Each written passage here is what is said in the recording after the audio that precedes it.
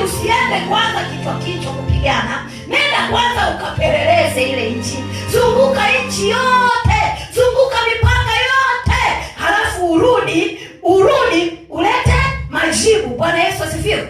Mwambie kupeleleza kuna majibu wakati mwingine.